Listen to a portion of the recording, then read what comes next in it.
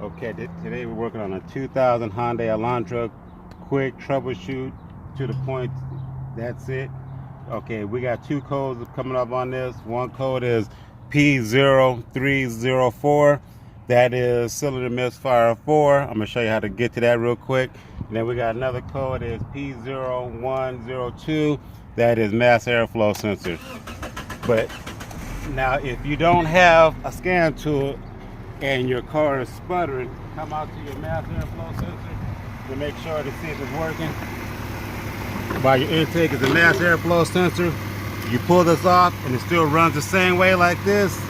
Mass airflow sensor is bad. It should, motor should have started sputtering, or would have ran this a little more heavier. Second thing, real quick.